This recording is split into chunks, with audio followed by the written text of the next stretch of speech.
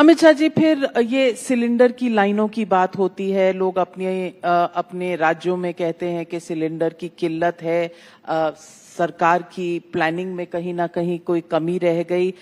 बल्कि लोगों को तो ये भी चिंता है कि पाकिस्तान मध्यस्थता कर रहा है और भारत साइड में खड़े होकर देख रहा है, हमारी फॉरेन पॉलिसी में कुछ कमी रह गई।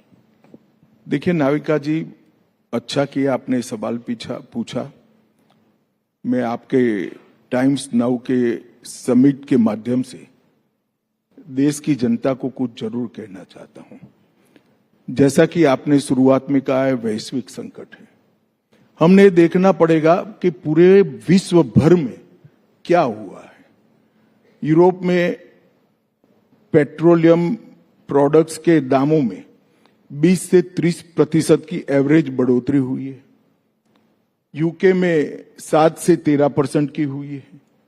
ऑस्ट्रेलिया में 18% की हुई है। अमेरिका में 17 से 34% की हुई है। वियतनाम में 50% की हुई है। पाकिस्तान में 17 से 20% की हुई है। कंबोडिया में 19% की हुई है और नाइजीरिया में 40 से 48% की दामों की वृद्धि हुई है। भारत शायद एकमात्र ऐसा देश है पेट्रोल डीजल के दाम में 0 बढ़ोतरी के बाद हम सप्लाई कर रहे हैं। और दूसरी दृष्टि से देखें, आज प्रधानमंत्री जी ने रामनवमी के दिन देश की जनता को एक बड़ा तोहफा दिया। पेट्रोलियम कंपनियों का घाटा बढ़ता जाता था, ऐसी स्थिति ना आ जाए कि इनको दाम बढ़ाने पड़े, इसलिए सरकार ने अपने राजस्व में कटौती कर एक्साइज ड्यूटी को कम करने का काम किया है। और शायद ही कोई दुनिया में देश ऐसा हो जिसने पूरे संकट का बोझ अपने पर लिया है, क्योंकि हमारा अर्थव्यवस्था ठीक चल रहा है। दूसरी बात, ये तो दामों की बात हुई, परंतु इसके साथ साथ क्या क्या हुआ है।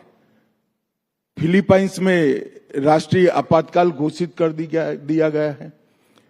श्रीलंका में 8 लीटर पेट्रोल का 8 लीटर से किसी को ज्यादा नहीं मिलेगा, इसका रेशनिंग किया गया है।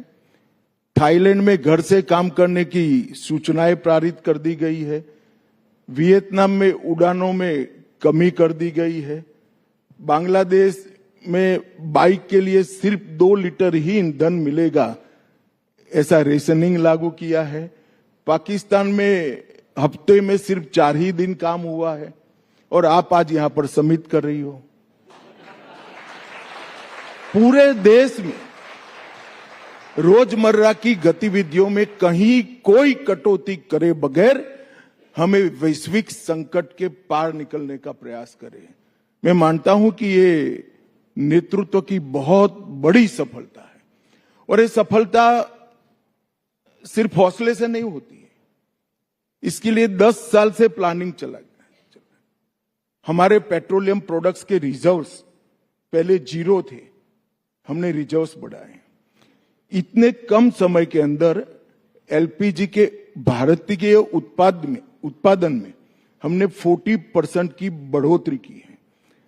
98% रेलवे को हम इलेक्ट्रिसिटी पर डाइवर्ट कर दिए, जिसके कारण हर रोज का करोड़ों लीटर डीजल हम बचा रहे हैं। और कई सारे ऐसे फैसले किए हैं जिससे हम इस संकट के पार आ रहे हैं। जब 2014 में सरकार आई हमारा पेट्रोलियम प्रोडक्ट की प्राप्ति 27 देशों पर निर्भर थी, आज 42 देशों पर निर्भर है। तो खाड़ी की जगह हम कई जगह से पेट्रोलियम प्रोडक्ट प्राप्त करने में आज हम सफल हो रहे हैं।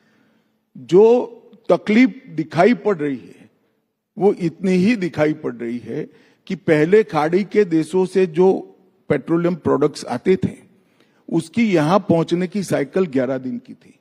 अब हमें दूर के देशों से, कनाडा से, अमेरिका से, रसिया से पेट्रोलियम प्रोडक्ट इंपोर्ट करना पड़ रहा है। इनकी साइकिल 40 दिन की है। तो एक दिन 40 दिन हो जाने के बाद अपने आप ये ढर्रे में पड़ जाएगा। और हमने शुरुआत में कॉमर्शियल एलपीजी के लिए 20% तक कटौती कर दी। बाद में इसको 40% पर ले गए और आज 70% हम सप्लाई कर रहे हैं। तो हमारी इंडस्ट्री को भी हम चलने के लिए एक सप्ताह ही थोड़ा पेट्रोलियम प्रोडक्ट कम दिए हैं। और मैं आज देश भर की गृहिणियों को कहना चाहता हूं कि कॉमर्शियल सिलेंडर जब हमने कम किए तब विपक्ष बड़ा हो हल्ला किया, बैनर ले लेकर खड़े हो गए, मगर इनको मालूम नहीं है कि हमारी घरेलू महिलाओं के लिए गृहिणियों को एलपीजी की सप्लाई लगातार मिलती रहे, उनका चूल्हा जलता रहे, इसलिए कटौती की गई।